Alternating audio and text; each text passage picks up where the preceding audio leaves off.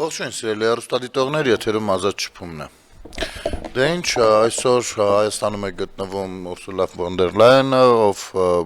հանդիպում է ունեցել Նիկոլ Փաշինյանի հետ, եղել են համատեղ հայտարարություններ, ընդ որում այդ հայտարարության մեջ շատ հետաքրքիր շեշտադրումներ կային, որոնք որ հույս ունենանք, որ մեր քաղաքագետները նորմալ կվերլուծեն ու կհրամցնեն մեր հասարակությանը, չնայած բավականին ըմբռնելի խոսույթ կար, բավականին ըմբռնել էին այդ ամենը, բայց ավելի լայն ձևով, ավելի տեսականորեն դրանց հետևանքներով, դրանց բերած դրական կողմերով հույս ունենանք դեռ կխոսեն մարդիկ, եթե չէ մենք կփորձենք խոսել։ Ես առաջարկում եմ չշտապել, ամեն դեպքում նա եկել է Բաքվից, հանդիպում էր ունեցել նաև Ալիևի հետ, ինչից հետո Իլհամ Ալիևը հայտարարություն էր արել, ես անկեղծ եմ ասում, մշտապես զարմացել եմ բոլոր այն լրագրողների վրա, այն կայքերի վրա, ովքեր կարողանում են անընդհատ ցիտել Ալիևին։ Օրինակ էլի բերեմ, հիմա ես պիտի դրական բան ցիտեմ, ասենք դրական բան պիտի ասեմ, բայց անգամ այդ պարագայում ինձ մոտ դիսկոմֆորտ է, հասկանում եք, որովհետև ամեն դեպքում չես ուզում անունը տաս, չես ուզում դրական բանի տակ չես կարողանում դեռևս ընկալ ես, բարդ է զգացմունքային առումով, որքան էլ որ հասկանում ես, որ պետք է հարաբերությունները կարգավորվեն, խաղաղության process-ն ես առաջ տանում եւ ես գաղափարապես հենց դրա կողմնակից եմ, բայց բարդ է, ես զարմանում եմ, ոնց եք դուք կարողացել եւ կարողանում նրա այս կամ այն հայտարարությունները, որոնք Հայաստանի դեմ էին, հայ ժողովրդի դեմ էին, արցախցիների դեմ էին, տենց օրը մեջ հրապարակել, անընդհատ կրկնել դա եւ այլն։ Ներողություն։ Շատ դժվար է դա։ Անկամ հիմա ես իսկապես դրական բան պիտի կարդամ, օրինակ Մենք քննարկեցինք Ադրբեջանի եւ Հայաստանի միջև հարաբերությունների կարգավորման գործընթացը, այս գործընթացը հաջողությամբ շարունակվում է։ Ըստ APA-ի թղթակցի նախագահ Իլհամ Ալիևն այս մասին հայտարարել է Եվրահանձնաժողովի նախագահ Ուրսուլա ֆոն դեր Լայենի հետ համատեղ մամուլի ասուլիսում, Ադրբեջանի նախագահը նշել է, որ խաղաղությունն արդեն իսկ ձեռք է բերվել։ Բարդ է սա ասելը, ճիշտ է, լավ բան է, բայց իրան ցիտելը բարդ է, բայց դնենք սա մի կողմ, լավ, այս կազմունքային մասը անցնենք առաջ։ Տեսեք, ոչ մի ռուսաստանյան ներկայացուցիչ դեռևս խաղաղությունից չի խոսել, խաղաղության չի ցուցադրել թե Հայաստանի, թե Ադրբեջանի քաղաքացիներին, որ իրենք հետաքրքրված են խաղաղությամբ։ Որևիցե մեկը ոչ մի կերպ դա չի ցուցադրվել։ Հասկանում եք, իսկ Եվրոպան եւ Միացյալ Նահանգները սրա կողմնակիցն են եւ նրանց ամեն այցելություն թե Ադրբեջան, թե Երևան հիմնական խոսույթը խաղաղության մասին է լինում, այսինքն հետաքրքրված են արևմուտքում այստեղ խաղաղությամբ եւ իհարկե տնտեսական զարգացումներով, հարաբերություններով, որը իրենց էլ օգուտ է, սա բնական է, բայց եթե արևմուտքին օգուտ է տարածաշրջանում խաղաղությունը, Ռուսաստանին չգիտես ինչու մշտապես օգուտ է տարածաշրջանում բաները, սրացումները։ Եվ հենց հարց էիք տալիս, 2 ամիս էր ասում եք բողոք բան են անում, ահաբեկում է Նիկոլ Փաշինյանը, ասում է, որ ես չլինեմ մինչև սեպտեմբեր ռազմական գործողություն կսկսվի, պատերազմ կլինի, բայց այս սրա մասին ենք խոսում, ասենք ոնց եք կարծում դուք, որ գայիք իշխանության, ռուսամետ ընդդիմությունը գալիս էր իշխանության, ու ֆոն դեր Լայենը գնալու էր Բաքու, հետո գար Հայաստան ու խոսեր ռուսաստանյան ճնշումներից ու ասել եկեք ձեր շուկան զարգացրեք Եվրոպայում կամ խոսելու էին տարածաշրջանում խաղաղությունից, ոչ, քաշվելու էին դարձյալ մի կողմ, ասելու են սա էլի ռուսականացավ, մենք այնտեղ գործ չունենք, վերջ, հասկանում եք, իսկ ռուսականացվել նշանակում է հարաբերությունների սրում եւ դառնալ գործիք, իմիջայլոց շատ շատերը ինչ-որ բան էին գտել, ձվի մեջ մազ էին գտել, թե բա Նիկոլ Փաշինյանը ինչի է ասում զենքայնացվել, այդպիսի բառ հայերենում չկա, ու սրա մասին խոսում են ինչ-որ բաժնի վարիչներ, բան կրթության ոլորտում, դա անգլերեն բառ է, իսկապես այդ բառը չգիտեմ, տեսա, որ մասնագետները դրա մասին ասում են, որը վաղուց կիրառվում է միջազգային լեքսիկոնում, հասկանում եք, իհարկե Սոպա Սաֆարյանի դիտարկումը ինձ ավելի հետաքրքիր էր, որ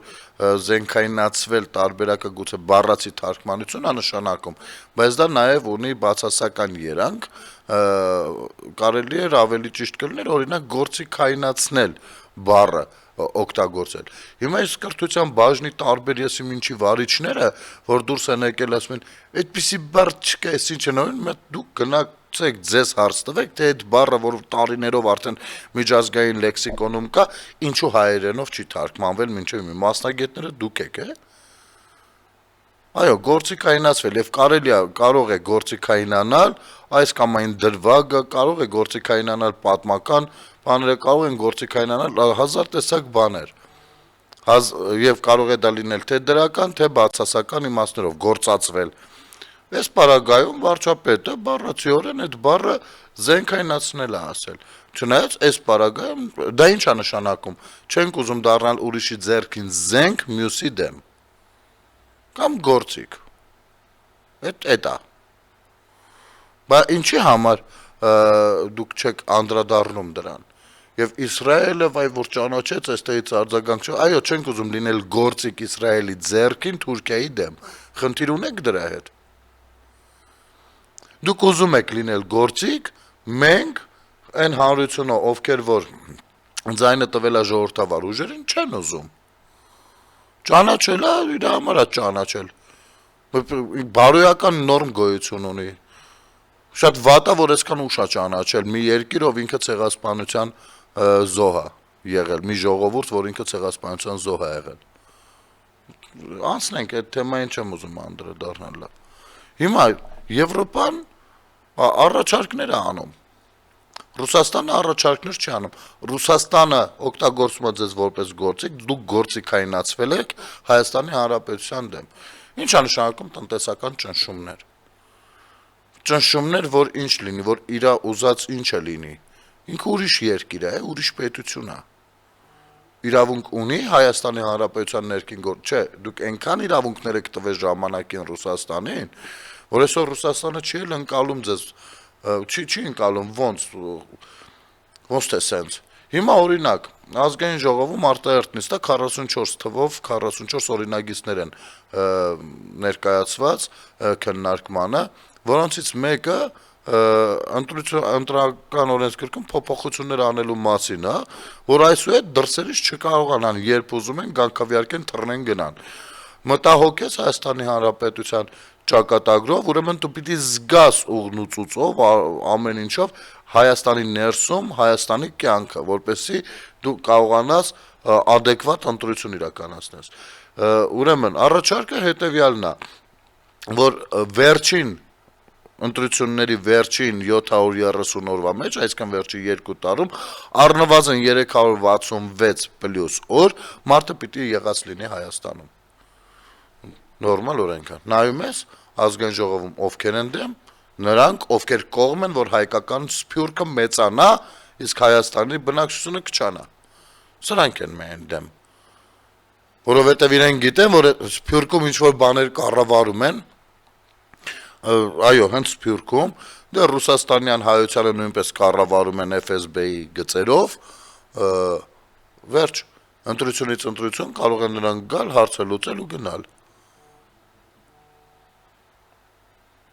Ու հիմա դեմ են, ինչին եք դեմ, ինչու եք դեմ, ու դեմ են իրենք, դեմա Զախարովան, նայեցի, Զախարովան ոնց էր ցայտնոտի մեջ ընկել, դու ով ես, բախես նյարդայնանում, խիա ռուսական կողմը նյարդայնանում, որովհետև երբ որ Պուտինը հասկացնում է, որ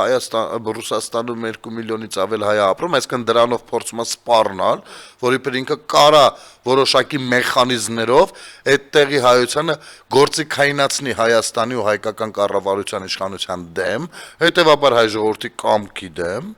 Հայաստանում ապրող, այսա ոնց որ սկսում է չաշխատել, թե թիվն է թանգանում, ասենք եթե մի շաբաթվա համար 100,000 եք տալիս, հիմա պիտի միլիոններ տակ, որ մարդը գա։ Ինչի՞ ամրեք դուք խառնվել իրար, ձեր ինչ գործ։ Կամ սփյուռք մենակ Ռուսաստանում, այդ աշխարհում տեսել եք ինչքան հայ է ապրում։ Եվ այո, եկել է 30 տարի Հայաստան չի եղել, գնացել այնտեղ մնացել է Սալավիովների պրոպագանդայի տակ, եկել են այստեղ մի օրով ընտրություն անում, ելնում թռնում են։ Էլի մի 30 տարի չեն գալու։ Չհասկացանք։ Հա, այդ մեխանիզմը այսինքն չեք կարող օգտագործել ձեր դեմ, դրա համար խառնվել եք իրար։ Ու Զախարովայի հիստերիկ շարժումների հետ մեկտեղ, ըստեղ ընդդիմությունը խառնվել է իրար։ Ոնց, այս ինչ եք խոսում, ինչպես կարելի է, բա իսկ ինչպես կարելի է։ Օրինակ Գեգամ Մանուկյան կամ Արծիկ Մինասյան, իսկ ինչպես կարելի է։ Որն է ավելի արդար ու ազնիվ, որն է արտացոլում իսկապես, գիտեք ինչ, ընտրություններով չի վերջանում, է։ Ընտրություններով սկսվում է հաջորդ փուլը, հաջորդ հնգամյա գործունեությունը։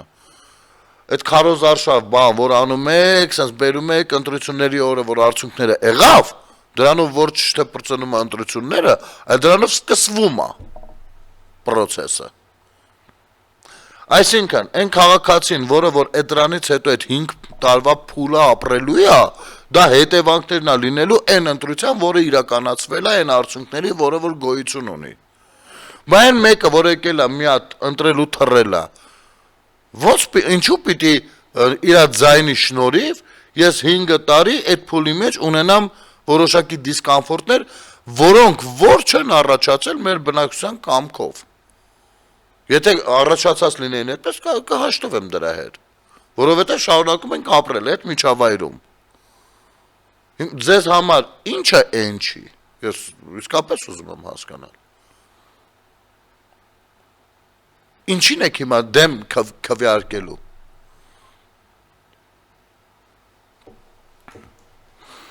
Այսինքն, ձեզ համար, գիտեք ինչ, ես ուզում եմ հետևյալը պատկերացնել։ Ենթադրենք, Լյուքսեմբուրգը փոքր երկիր է, գաճաճ պետություն է։ Ինչ որ բան է որոշում իր ներսում անել։ Որքան էլ որ կախված է, եթե չեմ սխալվում, Ավստրիայից, որովհետև ամբողջովին նրա բանուակն է, ամեն դեպքում ուզում է ինչ-որ բան արտահանի, օրինակ Նիդերլանդներ։ Ավստրիան ճնշումներ է գործադրելու տնտեսական։ Ու ինչպիսին նա լինելու բնական ռեակցիան լյուքսեմբուրգցիների։ Կամ եկեք գանք մեր տարածքը ավելի նորմալ լինի։ Ոնց եք պատկերացնում։ Ռուսաստանը ուզենա քիթը խոթել Ադրբեջանի գործերի մեջ։ Ադրբեջանը ասի մեծ խելոք մնա հələ, ոնց որ միշտ ասել է, հա։ Հետո սա տնտեսական ճնշումներ ուզենա գործադրի, դուք կգտնեք Ռուսաստանում մի հատ ադրբեջանցի, որ ադրբեջանցիներին կասի, «Էս ինչ եք անում, հո դուք բան չեք», կմեղադրի ադրբեջանցիների։ Ախիա մեր մոտ ու տենց։ Խիան Ռուսաստանում որոշ հայ կոչվածներ վեր կացել այն ճնշումները, որ կիրառվում են Հայաստանի դեմ, Հայաստանի ինքնիշխանությունը եւ անկախ պետականությունը քանդելու ուզում ճնշումներ են կիրառվում, կան այդ հայերը, ովքեր որ արդարացնում են Ռուսաստանին։ Ու հայկական իշխանություններին փնովում են այդ հարցում։ Փոխանակ, բա միասնականությունից եք խոսում, բա միասնական հոգուտ ում։ Հոգուտ Ռուսաստանի կամ հոգուտ ինչ-որ մի այլ պետության, թե միասնական հոգուտ Հայաստանի Հանրապետության։ Հիմա Հայաստանի Հանրապետության վրա տնտեսական ճնշումներ է իրականացվում։ Կապ չունի հələ ում կողմից։ Դու ինչպիսին պիտի լինի ձեր ռեակցիան։ Սա անոմալ մի բան է, որը որ միայն մեր դեպքում կարա լինի։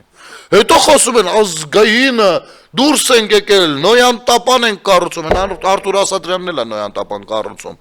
Մենք խաչակրած արշավանք ենք հեսա սկսում, չգիտեմ, առաջին քրիստոնյաներն ենք, դուք տեսեք հեսա ինչ ենք։ Էս ինչ է։ Մարազմա։ Ու ամենաուժեղներն այդ կոչը արվում է ռուսերենով։ Դուք սեղ նայեք։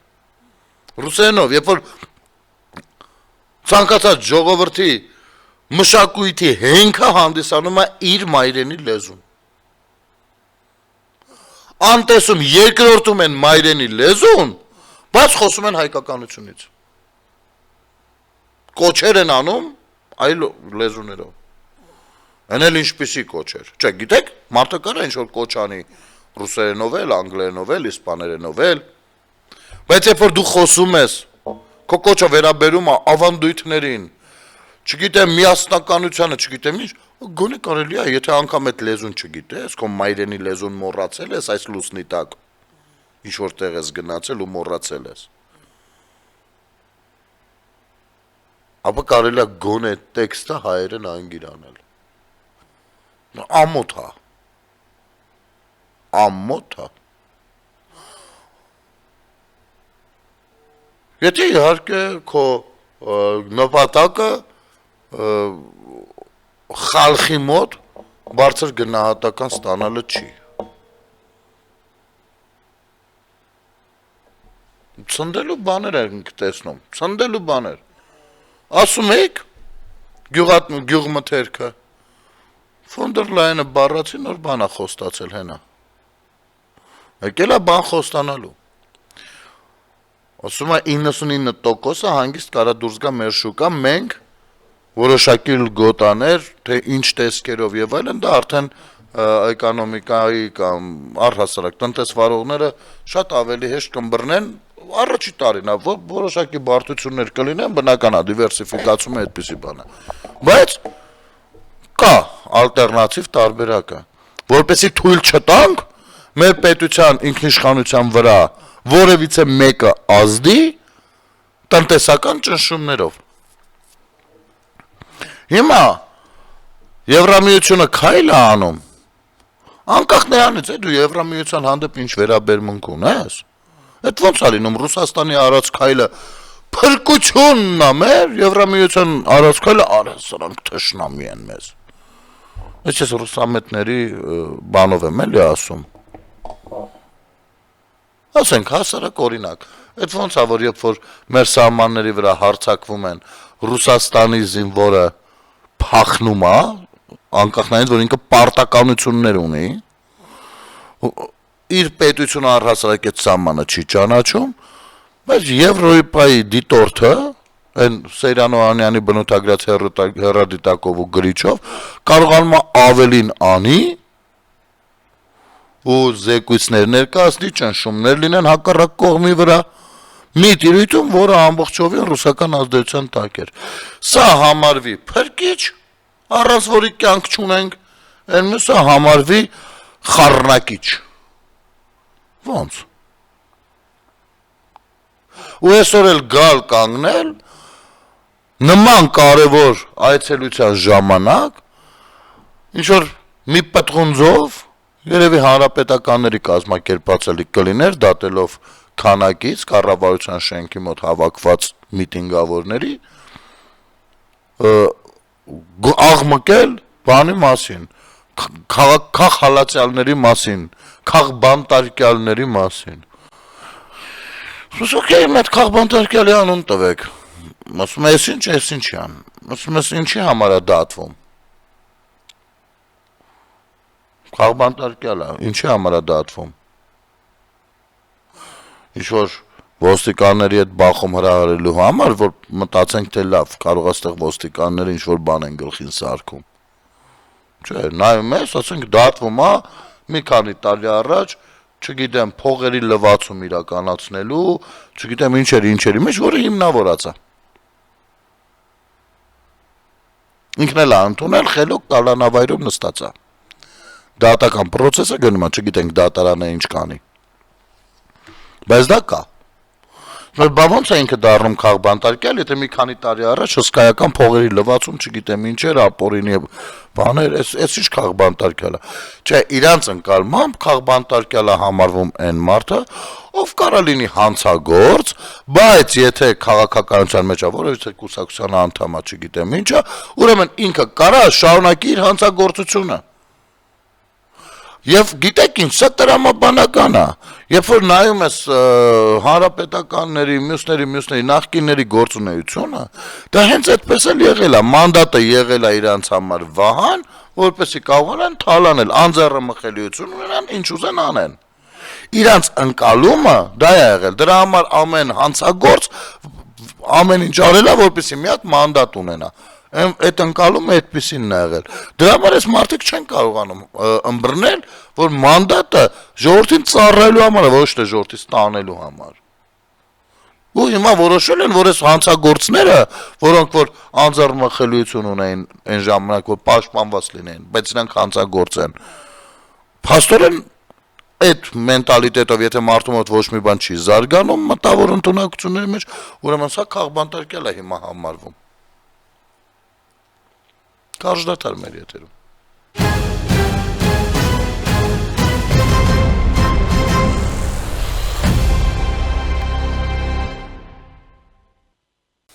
Վերադառնանք սիրելի հեռուստադիտողներ։ Գիտեք ամենախնդալուն որն է, որ այս թեմայի շրջանակներում, որ այս մարդիկ չեն պատկերացնում, որ բացի Ռուսաստանից աշխարհում էլի լուրջ երկրներ կան ու ավելի լուրջ քան Ռուսաստանն է, ունեն արտաքին հետախուզություն, ունեն տվյալներ, նրանք եթե միտեղ գնում են կամ պիտի գնան, դրանից մի ամիս առաջվանից արդեն տվյալները գալիս են, նրանք պատրաստված են գնում, պատրաստված, ուզում եք 10,000 հոգով դուրս եկեք այդտեղ միտինգի, նրանք շատ լավ գիտեն դուք ովքեր եք։ Նախ նրանք ունեն տվյալներ, թե Հայաստանում որքանով է հնարավոր քաղբանտարկյալների առկայություն, գոյություն։ Եվ երկրորդ, այդ դրա համար էլ այն ժամանակ չէին գալիս։ Այն ժամանակ Սերժի Վարդքոչյանի ժամանակ չէին գալիս։ Մինչև շատ մի կարևոր չգիտեմ ինչ համատեղ եսի որովհետև գիտեն, որ դա սա բռնապետություն է, ուր կան գալու են ժողովուրդը միտինգ անի, ինչ հարց տա, իրանք չկարողանան պատասխանել, որովհետև տեղյակ են դրանից ու համաձայն են դրա հետ։ Չեն գալիս։ Հիմա գալիս են, որովհետև շատ լավ գիտեն դուք ով եք։ Շատ լավ գիտեն ովքեր են նստած ու ոչ թե գիտեն Փաշինյանից կամ իշխող ուժից կամ մյուսից, այլ դա իրենց տվյալներն է։ Իրենց ունեցած տվյալները իրենց աշխատակիցների կողմից, իրենց պետության ծառայողների կողմից։ Ու դուք այդտեղ բացի ծիծաղից ուրիշ բան չեք առաջացնում։ Ու գիտեք, ոչ միայն ծիծաղը, ասեմ ավելին, նա դրական էֆեկտ էլ է ինչ որտեղ տալիս։ Նրանք տեսնում են, որ հա, այն ժողովրդավարությունը, որի մասին իրանց զեկուցված է, իսկապես դա կա, որովհետև հենա եկել գոռում են քաղբանտարկյալ անգամ հանցագործի մասին, բայց ոչ մի բան տեղի չի ունենում։ Հասկանում եք։ Անդրանիկ Թևանյանը պարզվում է քաղբանտարկյալ է։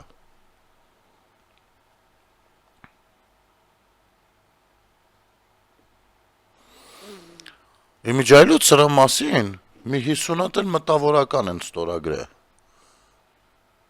Ու բան են արել, որ ազատ արձակեք Թևանյանին։ Գիտեք, ես նայում էի այդ ամեն ինչը, այդ process-ը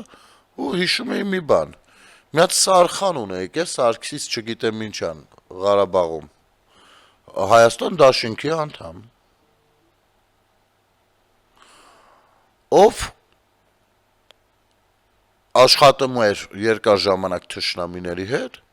ու բոլոր, գրեթե բոլոր բարձր պաշտոններին եղել է։ Բոլոր բարձր պաշտոնյաների տները եղել է։ Այսքան Արցախի ԱԱԾ-ն չի կարողացել հայտնաբերել մի հատ Սարխան իբր։ Իսկ թվում է նրանք էլ են աշխատել, հարցը դա չի։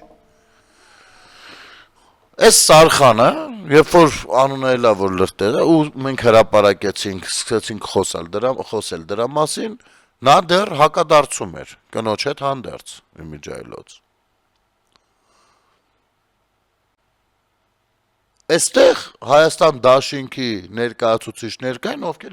կոնկրետ ինձ անձնական սպառնալիքներ էին ուղարկում։ Դու գիտես ոնց բաներ։ Մի երկու հրապարակում եմ ունեցել, որտեղ որ այս սրիկան գրառում արած եղել, գիտեք ինչ տիպի, լսիայի թուրք Դու սենց բաներ, ինձ բնութագրելով թուր, ինքը հետո պարզվեց, որ ամենաթուրքն է, ամենաթրքի հպատակն է, լրտեսն է։ Բնական է ինքը այդ բաները պիտի ասի, որ իր վրայից դուրս գա, չէ։ Բա այդ ժամանակ էլ էի աղմկում ու պաշտպանում, բա ոնց եղավ, որ հիմա տվյալ սրիկան իր պատիժն է կրում համապատասխան վայրում։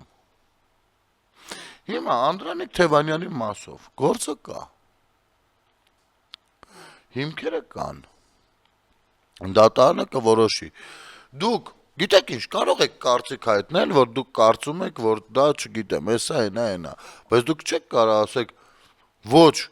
ազատ արձակեք, մենք պահանջում ենք, չհասկանում, ոնց կարող եք պահանջեք, իսկ ես պահանջում եմ ցանկացած մեկով լրտեսության մեջ մեղադրվում է, ռեշոտկեքի տակ ենկան մնա, մինչև դատարանի վճիռը լինի։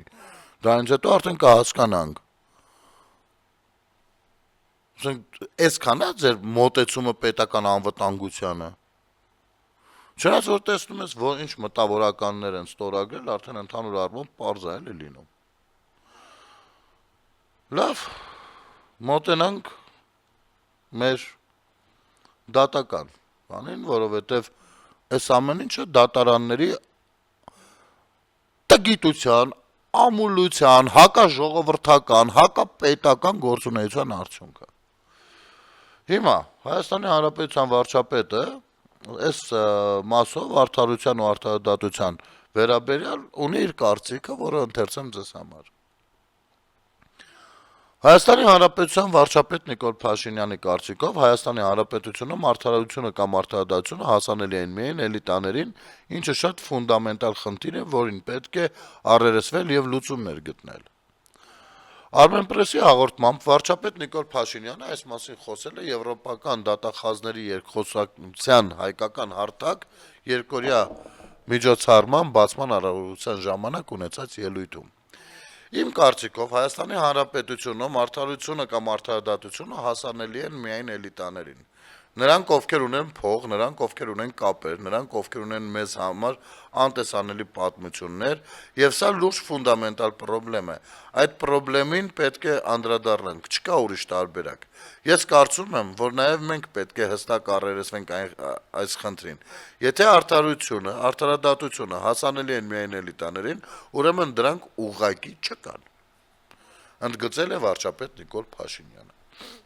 Նրա խոսքով ինքը չի կարող այս մասին իրավական վերլուծություններ կատարել, սակայն կարող է փոխանցել հանրության հետ շփումների արդյունքում ձևավորված տպավորությունը։ Տպավորությունը ընդհանուր առմամբ շատ վատ է, հարգելի գործընկերներ, եւ ես էլի եմ ասում, դա տեսել եմ նախընտրական քարոզարշավի ընթացքում։ Պարոն վարչապետ, 5 տարի այստեղից խոսում ենք դրա մասին, ու դուք լսել եք ախր։ Այդ չեք վստահել։ Ինչով է առանձնահատուկ նախընտրական քարոզարշավը։ Կարճ ժամանակահատվածում շփվում ես հանրապետության բնակչության բոլոր շերտերի հետ, եւ երբ այս հարցն ամեն օր ծագում է, նշանակում է մենք այստեղ համակարգային խնդիրներ ունենք։ Նաեւ ուզում եմ ասել, որ համակարգային խնդիրը նաեւ այն է, երբ շատ հաճախ առաջնորդությունը փոխվում է, բայց համակարգը մեկ է, գործում է իր տրամաբանությամբ։ Առնվազն այն պահին, երբ հայացքդ այս կողմ ես անում, համակարգը էլի սկսում է իր տրամաբանությամբ։ Սկսում է գործել իր տրամաբանությամբ։ Իսկ որևէ մեկը չի կարող 24 ժամ հայացքը նույն կետի վրա պահել եւ մանրադիտակով հետեւել այս ամենին, ասել է վարչապետը։ Այնուհանդերձ նա գոհունակությամբ արձանագրել է ապօրինի գույքի բռնագանձման համակարգով օրինական ուժի մեջ մտած դատավճիռների առկայությունը, ինչը ցույց է տալիս, որ ի վերջո համակարգը սկսել է գործել։ Եկեք սա էլ խոստովանենք, որ համակարգի լիարժեք գործարկումը շատ երկար է տևել իրականում։ Ինչու է երկար տևել։ Նորից համակարգային դիմադրության պատճառով, որովհետև այս թեմայի շահառուների քավորները, սանիկները եւ այլն դեռ շարունակում են մնալ այն համակարգերում, որտեղ որոշումները կայացվում են։ Այս իմաստով մենք պետք է արագ գործենք, այդ թվում այս նախընտրական քարոզարշավը ընտրությունները ձևակերպել են հարցեր, իսկ դատաիրավական համակարգ այդ հարցերին պատասխանելու երկար ժամանակ չունի, որովհետև եթե այդ հարցերին երկար ժամանակ չհնչեն պատասխաններ, նշանակում է Հայաստանի դատաիրավական համակարգը սաբոտաժի է ենթարկում այդ հարցերին պատասխանելը։ Սա արդեն քաղաքական իրադրություն է, եւ այդ քաղաքական իրադրությունը պետք է հասցեագրվի քաղաքական ճանապարհներով, բայց մյուս կողմից ես հավատում եմ եւ հույս ունեմ, որ այս ժամանակաշրջանում այդ ըմբռնումը բավականին հուսալի հենարան է ձևավորել Հայաստանի Հանրապետության դատաիրավական համակարգում։ Լավ լուրն այն է, որ process-ը փակուղի չի մտել եւ ելքը միշտ էլ կա։ Ես հույս ունեմ, որ այդ թվում այսօրվա քննարկումների ընթացքում մեր միջազգային գործընկերների աջակցությամբ մենք այն ելքը կգտնենք, նշել է վարչապետը։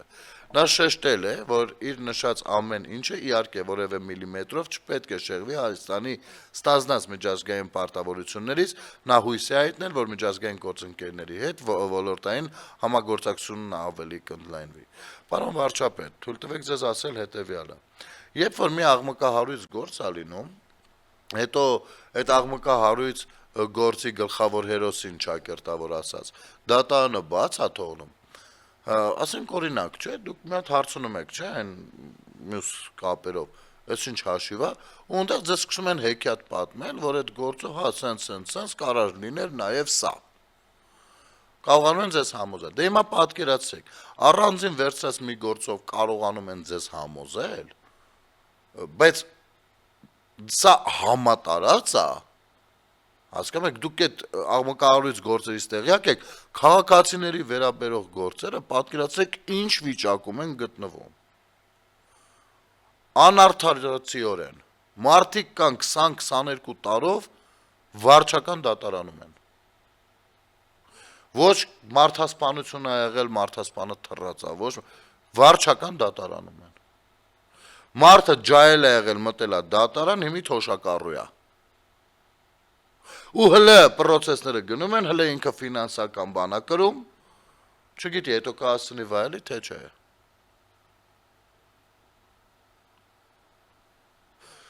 Մեր հասարակական կազմակերպությունը իրավաբանական հասարակական կազմակերպություն չի, բայց մեր հասարակական կազմակերպության դիմումատուների մեծամասնությունը դատական գործունեության, այո չեմ վախենա այդ բառից, զոհերն են, որոնց որ ես շատ ուզում եմ աջակցել, բայց չեմ կարող, որովհետև իրավաբանական կրթություն չունեմ, հնարավորություններս էլ մեծ չեն։ Ես հա այս մի իրավաբան ծանոթին եմ զանգում, այն մի խորհրդակցություն, որպեսզի մարդուն գոնե խորհրդով օգնեմ։ Մեկ ստացվում է, երկուս չի ստացվում, հետո երեք ստացվում է, 4 չի ստացվում։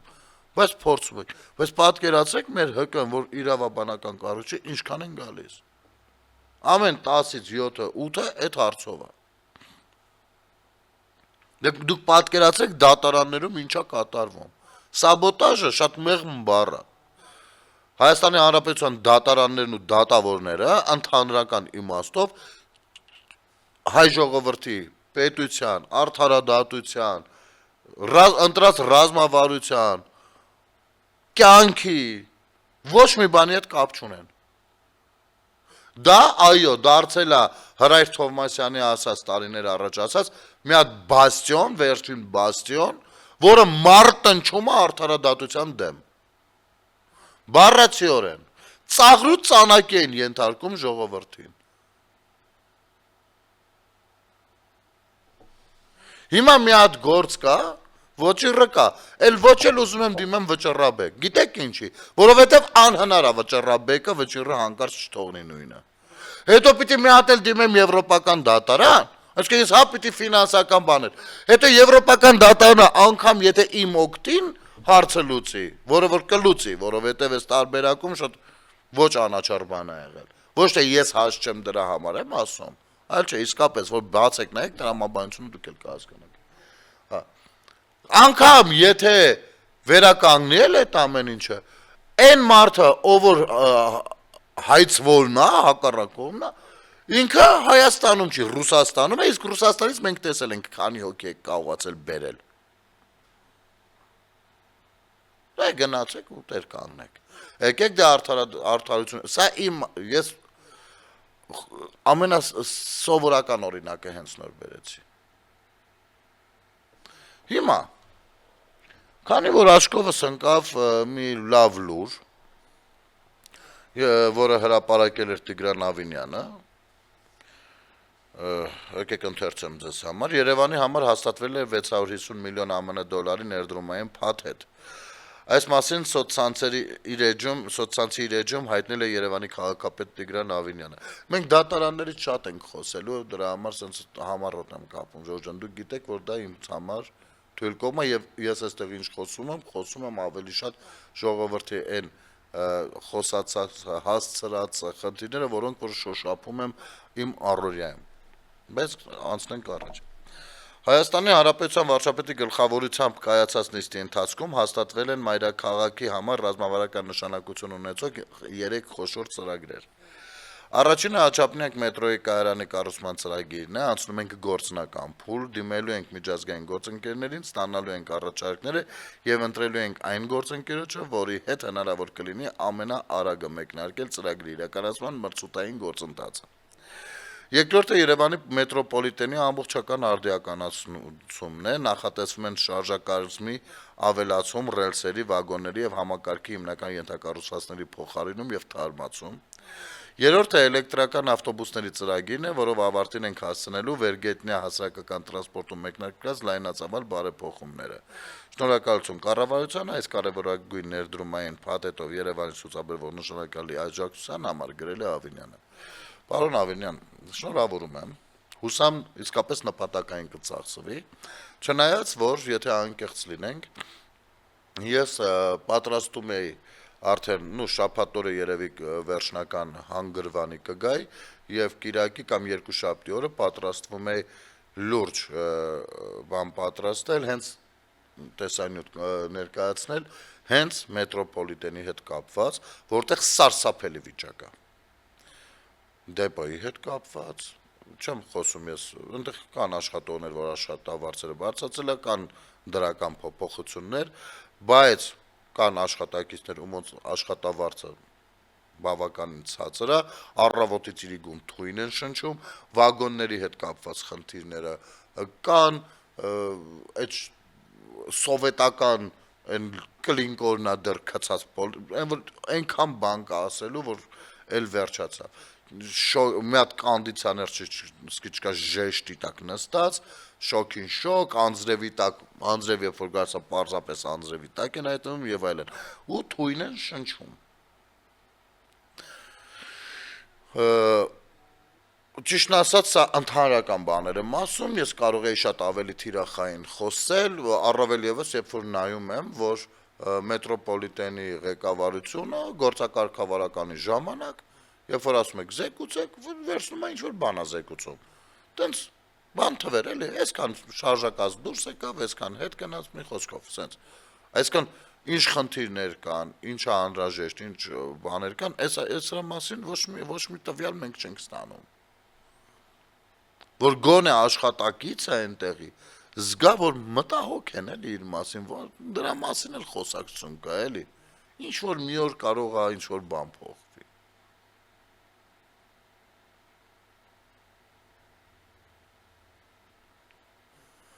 Առհասարակ ես հասկանում եմ, մեր քաղաքապետարանը բավականին ծավալուն կառույց է, եթե չեմ սխալվում 30,000 աշխատողներով, վարչական շրջանի ղեկավարները, իրենց բաժինները եւ այլն, բայց ես պիտի անկեղծ ասեմ, շատ դեպքերում ոչ միայն ծուլություն է նկատվում տարբեր աշխատակիցների կողմից, ես չեմ ասում կառավարիչների, այլ նաեւ աշկ փակոցի արդեն սկսել է նկատվել դարձյալ, այլ նաեւ բնակիչները երկրորդվում են ինչ-որ շահերից ելնելով որոշների։ Առհասարակ քաղաքացին բոլորս ենք չի հասկանում, որ առաջնայինն է։ Վերջ։ Չի կարա որևիցե բան ավելի թանկ լինի, քան քաղաքացին ու քաղաքացու շահը։ Բայց շատ դեպքերում մենք չենք տեսնում այն ամուր, կուռ, սկզբունքային աշխատանքը, Մենք տեսնում ենք ինչ-որ յոլա տանել, սվաղել, իմիջիալոց թույլ տվեք հեռուստատեսությամբ եւս մեկ անգամ ասել. ես Արաբկիր վարչական շրջանում նկարահանել էի մի հատ տարածք, որտեղ աշխատանքներ են գնում եւ խնդրել էի, տեղադրել եմ կայքում, նշել եմ ձեզ եւ խնդրել եմ, որպեսի որոշակի պատասխաններ տակ ընդեղի բնակչությանը հուզող, որը ես սիրով կհրապարակեմ, եթե լինեն այդ պատասխանները։ Գումի շուկայի թեմայով պատասխաններ պիտի լինեն, այդ փակված փողոցի թեմայով պատասխաններ պիտի լինեն, իհարկե, մինչև երկուշաբթի հանգիստ կարող եմ սպասել, երկուշաբթի էլ եթե չքննարկվի, մի հատ էլ հարցում կուղարկենք, բայց եթե ցանկանում եք աղմուկը շատ ավելի շատ բարձր լինի, կարելի է եւ դա, բայց ես սիրում եմ կառուցողական մթնոլորտում աշխատել, դուք էլ պիտի ու կարծում եմ դա պիտի լինի փոխադարձ։ Իմ թշնամին չեք, վերջի վերջո, չէ՞։ Ձեզանից շատերը անգամ ինձ մտերիմ շատ հարազատ մարդիկ են, ինչու ոչ։ Բայց բնակիչը, բնակչի շահերը եւ բարձրաձայնված խնդիրը նրա համար է, որ այդ հարցերը պատասխաններ կամ լուծումներ ստանան։ Անկամ երբեմն առաջարկներ են լինում, բայց դուք չէ, ոնց որ հետաքրքրված չեք։ Առավել եւս ինչ որ ամառն է ազդում։ Կխոսենք, դեռ կխոսենք այս ամենի մասին, շնորհակալություն եթերը դիտելու համար, սիրելի հեռուստադիտողներ եւ YouTube-յան հետևորդներ, լավ մնացեք, եթերում Ազատ շփումներ։